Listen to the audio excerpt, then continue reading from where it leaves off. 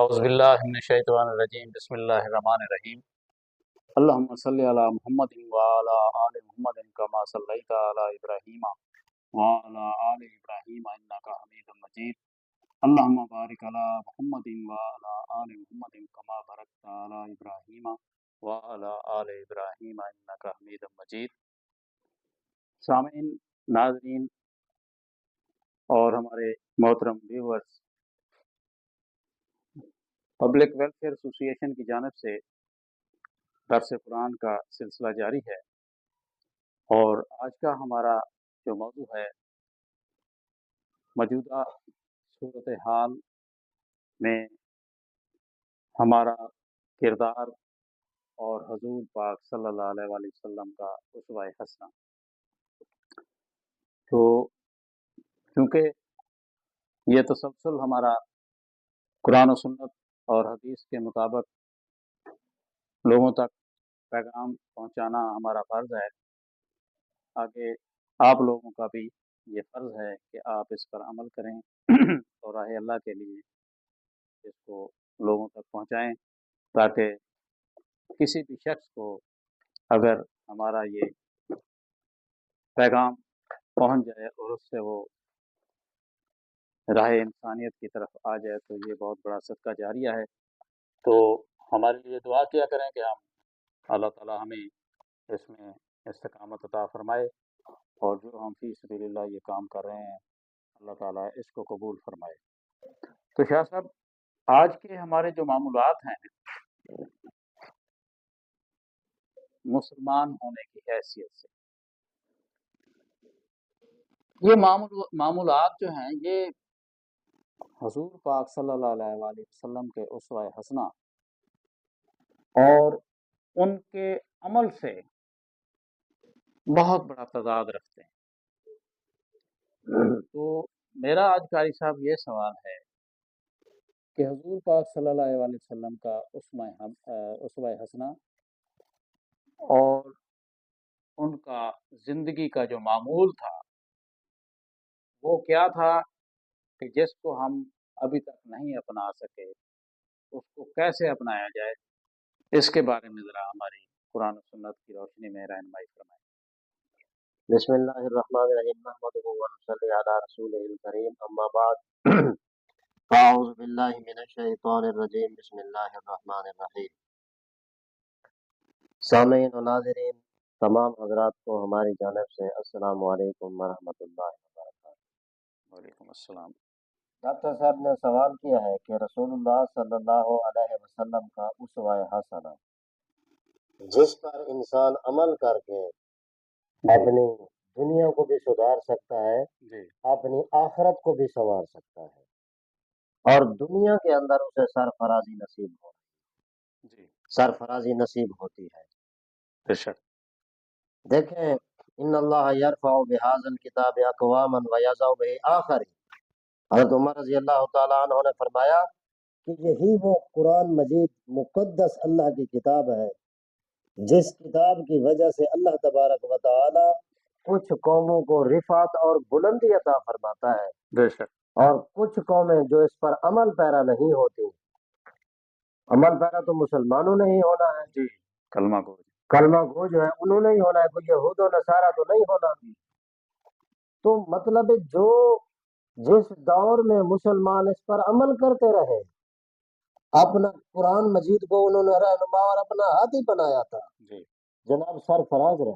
بے شک۔ مسلم حکمرانوں سے کفار کانپتے تھے، دنیا پر جناب ڈرتے تھے۔ جی، دنیا کے بڑے بڑے جابر حکمران بھی جناب ان سے خوف کھاتے تھے۔ جی، آج کیا وجہ ہے کہ آج یہود و نصارہ جناب جتنا کفر ہے وہ مسلمانوں پر مسلط ہو چکا ہے، اور مسلمان جناب بے بس ہیں۔ وجہ یہ ہے کہ ہم نے جو حمیت اسلامی تھی، جو رسول اللہ صلی اللہ علیہ وسلم کی حمیت تھی اسلام کے بارے میں، آپ صلی اللہ علیہ وسلم تو اگر کسی مسلم عورت کی عزت کے بارے میں کوئی بات کرتا تو آپ صلی اللہ علیہ وسلم اس کو گوارا نہیں کر سکتے تھے۔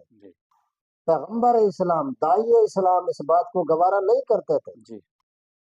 جب صلح حدیبیہ کا معاہدہ ہوا تو اس میں مردوں کے بارے میں بات لکھی گئی لیکن عورتوں کی بات نہیں تھی، لیکن اس میں ضمن تو تھی بات جی جو بھی مکہ سے چل کر مدینہ آئے گا رسول اللہ اس کو واپس کریں گے۔ جی لیکن ہوا کچھ یوں کہ کچھ عورتیں جو تھیں وہ جناب مکہ سے جب انہیں ان عورتوں کو موقع ملا تو وہ مدینے پہنچ گئی رسول اللہ کے پاس، جی تو انہوں نے مطالبہ کیا کہ ان عورتوں کو واپس کیا جائے۔ آپ نے فرمایا نہیں، عورتوں کو واپس نہیں کیا جائے، جی مسلمان عورت کو کفار کے حوالے نہیں کیا جائے، نہیں کیا جائے، نہیں، یہ پیغمبر اسلام کا عمل ہے۔ بس غزوہ بنو قینقاع کیوں ہوا، اس کا سبب کیا بنا؟ ایک یہودی نے جناب ایک مسلم عورت کو بے آبرو کیا تھا، وہ جناب بیٹھے، وہ سونار کا کام کرتی تھی، کچھ کام تھا اسے قینقاع کے بازار میں، تو اس نقاب اس نے لگایا ہوا تھا پردہ۔ اب یہودی نے کہا کہ اپنا چہرہ دکھاؤ، تو اس عورت نے انکار کیا، تو اس جی نے اس کے پلو کو پیچھے کیل کے ساتھ باندھ دیا، جب اٹھی تو جناب وہ بے پردہ ہو گئی، تو ایک مسلمان کھڑا تھا جناب، وہ عورت رونے لگ گئی کہ تم نے ہمیں بے آبرو کر دیا۔ جی تو آج ان عورتوں کے منہ پر بھی یہ تماچا ہے جناب ڈاکٹر صاحب، جو کھلے عام بازاروں میں جو پھرتی ہے جی اور پردہ نہیں کرتی، صحیح، وہ عورت رونے لگ گئی کہ تم نے ہمیں بے آبرو کر دیا۔ تو آج اللہ مسلمان عورتیں کیوں نہیں پردہ کرتی؟ اللہ تبارک و تعالیٰ فرماتا ہے کہ اپنا یہ پردہ کرے، اپنے یہ جو گریبان ہے اس کے اوپر بھی کپڑا لٹکایا کرے جناب۔ تو وہ عورت جب بے آبرو ہوئی، بے پردہ ہوئی، تو وہ رونے لگ گئی۔ تو تماچے کا جو لفظ ہے مطلب یہ ہے کہ یہ سوچنا چاہیے کہ وہ اس وقت کی عورتیں کس طرح باحیا تھی۔ جی تو جناب ایک مسلمان نے اس کو قتل کر دیا، ویسے بھی پردے کا بڑی سخت وعید ہے، وعید ہے سورۃ نور مکمل جو ہے نا مکمل اسی اسی بارے میں ہے۔ جی تو جناب اس مسلمان نے اس یہودی کو قتل کر دیا، ان یہودیوں نے اس مسلمان کو قتل کر دیا، یہی سبب بنا تھا غزوہ بنو قینقاع کا۔ اور پھر وہ یہ بھی پڑھا ہے میں نے سیرت کے اندر کہ وہ صحابہ کرام کی عورتوں کے بارے میں باتیں کرتے تھے یہودی، جی تو پھر آپ صلی اللہ علیہ وسلم نے برداشت نہیں کیا۔ نہیں کیا، ڈاکٹر صاحب رسول اللہ کا جو اسوہ حسنہ ہے وہ ہمگیر ہے، جی وہ عالمگیر ہے ہر شعبے کے اندر۔ آج ہم نے اس ہر چیز کو رسول اللہ کا جو بھی اسوہ جس بارے میں بھی تھا ہم نے اس کو چھوڑ دیا۔ جی آج ہم غیرت کرتے ہیں، ہمارے جو رؤساء ہیں، جو مطلب صاحب امر لوگ ہیں، انہوں نے کبھی اس بارے میں سوچا؟ جناب آپ دیکھ لیں یونیورسٹیوں کے اندر مخلوط تعلیمی نظام ہے، جماع اور داعیہ جماع جو بھی ہے یہ سب چیزیں منع ہے، منع، اور جو لوگ ان کو کر رہے ہیں وہ رسول اللہ کی تعلیمات کے خلاف کر رہے ہیں، اسوہ حسنہ کے خلاف کر رہے ہیں۔ جی اسی طرح اور بھی ہر زندگی میں، زندگی کے ہر شعبے میں رسول اللہ صلی اللہ علیہ وسلم کی رہنمائی موجود ہے۔ ان میں سے ایک اسوہ حسنہ یہ بھی ہے کہ ہمیں زندگی اپنی کس طرح گزارنی چاہیے۔ آج ہم نے لمبی لمبی امیدیں لگا لی ہیں، میں یہ کروں گا، میں وہ کروں گا، اور اسی کے کرتے کرتے جناب ہم نے قبر کو، حشر کو، ہم نے آخرت کو بھلا دیا، ہم نے اپنے انجام کو بھول چکے ہیں، ہم اپنے انجام کو کہ ہم نے کیا کرنا ہے۔ رسول اللہ صلی اللہ علیہ وسلم نے، میں ایک حدیث پڑھی ہے مشکات کے اندر کہ آپ نے بول مبارک فرمایا اور فوراً آپ نے تیمم کر لیا۔ صحابہ کرام نے عرض کیا یا رسول اللہ یہ آپ نے کیوں کیا؟ آپ نے فرمایا کہ موت نہ آ جائے، موت کا کوئی وقت ہے، اسی لیے میں نے کیا کیا، میں نے فوراً تیمم کر لیا تاکہ مجھے طہارت حاصل ہو۔ وہ تو اس قدر زندگی گزار سے آج اس بارے میں حدیث پاک ہے کہ ہمیں زندگی کس طرح گزارنی چاہیے، اپنی آخرت کو، قبر کو، حشر کو ہم کس طرح سنوار سکتے ہیں، اس بارے میں ہم حدیث پاک بیان کریں گے۔ بخاری شریف جلد نمبر 2 صفحہ نمبر 949 کتاب الرقاق کے اندر، کتاب الرقاق کے اندر یہ حدیث پاک موجود ہے، آپ دیکھ سکتے ہیں، حوالہ موجود ہے۔ عن عبد اللہ بن عمر قال اخذ رسول اللہ صلی اللہ علیہ وسلم بمن قبیہ، حضرت عبداللہ بن عمر رضی اللہ تعالیٰ عنہ فرماتے ہیں کہ رسول اللہ نے میرے کندھوں کو پکڑا، میرے کندھوں کو پکڑا رسول اللہ نے۔ آپ نے فرمایا فقال كنا فی الدنیا کانک غریب او عابر سبیل، اے ابن عمر تم دنیا میں اس طرح رہو گویا کہ تم مسافر، او عابر سبیل، یا تم راستہ طے کر رہے ہو، راستہ عبور کر رہے ہو۔ رسول اللہ نے تو یہ طریقہ بتایا ہے جناب دنیا میں رہنے کا۔ اب مسافر کا دل کہیں لگتا ہے؟ مسافر اگر مکے مدینے بھی چلا جائے نا، پھر بھی اس کو اپنا وطن یاد آتا ہے۔ جی عاشق جو ہے وہ تو ساری زندگی مدینہ میں ہی رہنا گوارا کرتے ہیں، جی مکہ اور مدینہ کے اندر۔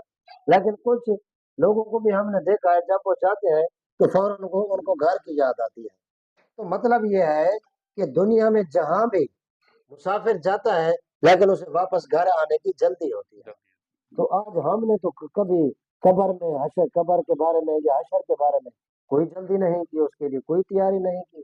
کسی مسلمان کو آج تک آپ نے دیکھا ہے کہ وہ اپنی اگلی جہان کے اگلے دنیا کے جناب وہ ان کی تیاری میں لگا ہوا ہو؟ جی ہے لوگ، لیکن آپ نے عابر سبیل یا آپ راستہ عبور کر رہے ہیں، طے کر رہے ہیں، مطلب راستے میں چل رہے ہیں۔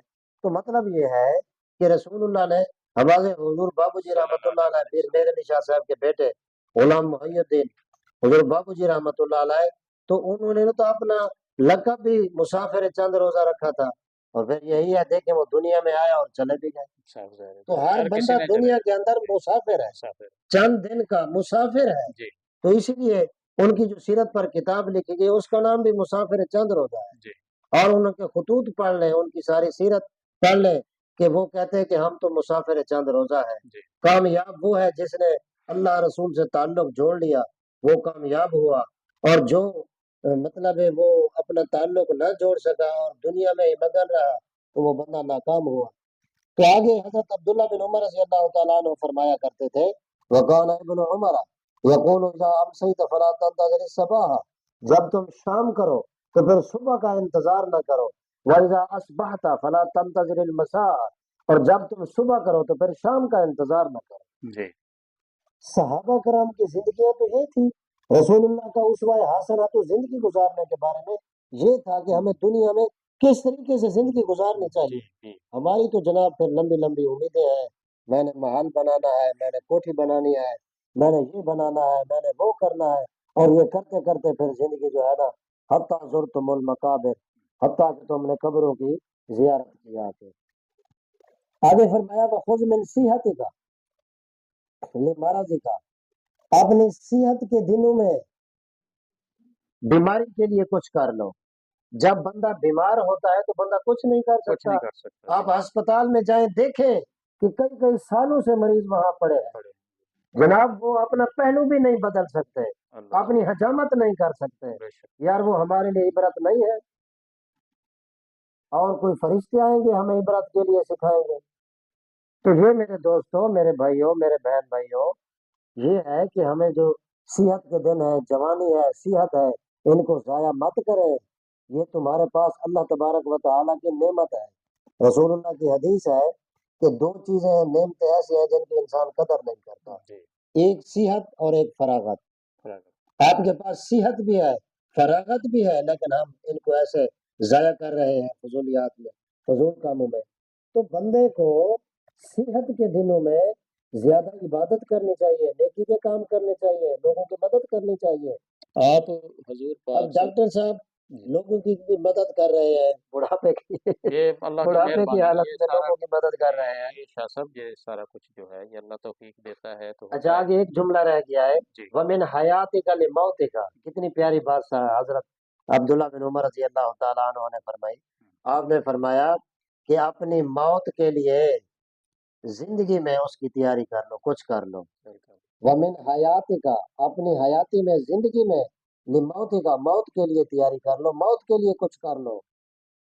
تو ہم کیا کر رہے ہیں؟ کتنی ہم موت کے لیے تیاری کر رہے ہیں؟ موت تو حق ہے، موت نے تو آنا ہے۔ تو میرے دوستو عرض یہ ہے کہ یہ جو جوانی ہے، صحت ہے، فراغت ہے، یہ یوں نہ سمجھے، اس کے بارے میں ہم سے پوچھا جائے گا، وہ بھی انشاءاللہ ہم حدیث پاک بیان کریں۔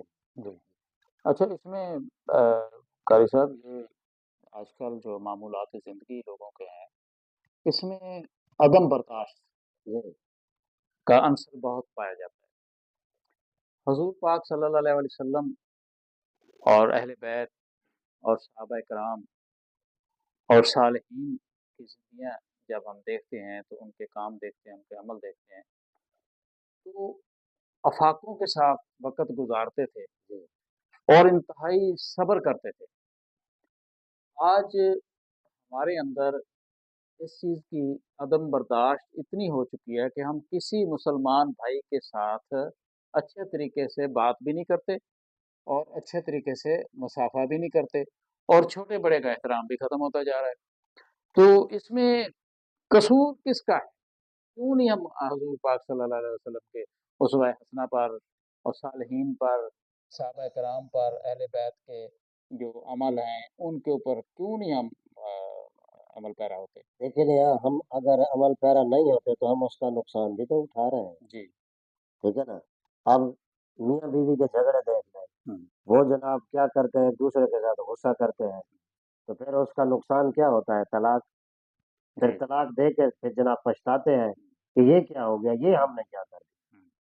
تو مروان جو تھا یہ امام حسن پاک کو گالیاں دیا کرتا تھا منہ پر۔ تو آپ استقامت کے پہاڑ تھے، جب آپ کا وصال ہو گیا تو وہ کہتا کہ یار وہ کیسا بندہ تھا جو استقامت کا پہاڑ تھا۔ اگر میں نے پڑھا ہے وہ کتاب کے اندر، امام حسین رضی اللہ تعالیٰ عنہ فرماتے کہ جب وہ زندہ تھا تو ان کی برائیاں بیان کرتا تھا، اب جب وہ دنیا سے چلے جا چکے تو اب تجھے اس کی اچھائیاں نظر آئی ہیں، اچھائیاں نظر آئی ہیں کہ وہ استقامت کے پہاڑ تھے، آپ ان کو کوئی جواب نہیں دیتے تھے۔ تو مطلب یہ ہے اہل بیت میں سے ائمہ اطہار میں سے کوئی امام تھے، امام حسین علیہ السلام کے بارے میں بھی یہ بات آئی ہے، امام زین العابدین کے بارے میں بھی یہ بات آئی ہے کہ ان کی لونڈی ان کو جو ہے نا وہ وضو کرا رہی تھی نکرانی، تو لوٹا جو تھا نا وہ امام پاک پر گر گیا، تو صاف ظاہر ہے بندے کی طبیعت میں تھوڑی سی ناراضگی تو آتی ہے، تو اس نے یہ آیات پڑھی والکاظمین الغیظ والعافین عن الناس، اور وہ لوگ جو غصے کو پی جاتے ہیں اور لوگوں سے معاف کرتے ہیں۔ آپ نے فرمایا میں نے خدا کے لیے تجھے آزاد کیا۔ تو جو لوگ اپنے غصے کو پی جاتے ہیں اللہ تعالیٰ ان کی تعریف بیان کرتا ہے والکاظمین الغیظ، کہ غصے کو پی جاتے ہیں، تو اللہ تعالیٰ نے ان کی مدح اور ثنا فرمائی ہے، ان کی تعریف اور توصیف فرمائی ہے قرآن مجید کے اندر۔ شیخ سعدی رحمۃ اللہ علیہ نے ایک حکایت لکھی تھی، لکھی ہے کہ ایک پہلوان تھا جو جناب 11 من کے قریب وزن اٹھا لیتا تھا، ایک چھوٹے سے بندے نے اس کو گالی دی جناب، پھر وہ اس کے پیچھے بھاگ پڑا، وہ جناب پہلوان صاحب پیچھے بھاگ رہے ہیں، ایک دبلا پتلا بندہ وہ آگے بھاگ رہا ہے، جی تو آپ نے فرمایا کہ ایسے پہلوان کا کیا فائدہ جو 11 من وزن تو اٹھا لیتا ہے لیکن ایک چھوٹی سی بات برداشت نہیں کر سکتا، ٹھیک ہے نا۔ تو وہ معراج کے باب میں ہے نا، رسول اللہ صلی اللہ علیہ وسلم نے فرمایا کہ میں نے ایک چھوٹے سے پتھر سے ایک بہت بڑے بیل کو نکلتے ہوئے دیکھا، جی تو پھر وہ نکل آیا، پھر اس میں واپس جانا چاہتا ہے وہ نہیں جا سکتا، تو آپ نے جبریل سے پوچھا یہ کیا ہے، تو انہوں نے بتایا یہ آپ کی امت میں سے ان لوگوں کی مثال ہے جو اپنے چھوٹے سے منہ سے بڑی بات کہتے ہیں پھر اس کو واپس لینا چاہتے ہیں، واپس نہیں لے سکتے، تو ہمیں اس بارے میں اس پر عمل کرنا چاہیے۔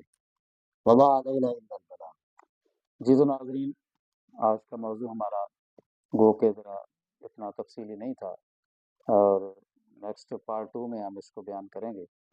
تو ہمیں سب دوستوں کو، سب مسلمان بھائیوں کو چاہیے کہ ہم ایک دوسرے سے ربط پیدا کریں، اور حضور پاک صلی اللہ علیہ وسلم کے امتی ہونے کے ناطے سے ہم اپنے وہ فرائض ادا کریں جو ایک مسلمان کے ساتھ دوسرے مسلمان کا تعلق ہے، اور جو میرے نبی صلی اللہ علیہ وسلم نے ان کے معاملات کو درست کرنے کے بارے میں احادیث کے ذریعے اور اپنے فرمان میں، ارشادات میں بہت ساری جگہوں پر لوگوں کو سمجھانے کے لیے، دنیا کو سمجھانے کے لیے اپنے پیغامات دیے۔ ہمیں اللہ تعالیٰ توفیق دے کہ ہم ان چیزوں پر عمل کریں اور عدم برداشت جو ہے اس کو ختم کریں، اور بزرگوں کی، بڑوں کی، والدین کی خدمت کریں اور ان کا احترام کریں۔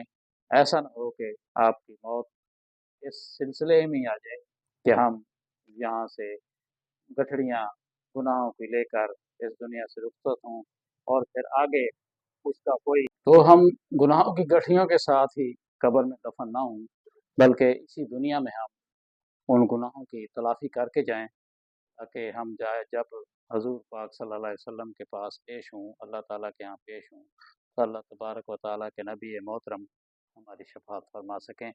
تو اس الفاظ کے ساتھ میں ڈاکٹر انور رشید، چیئرمین پبلک ویلفیئر ایسوسی ایشن ویمن کیئر لودھرا، آپ سے اجازت چاہتا ہوں۔ دعا میں یاد رکھیے۔ السلام علیکم۔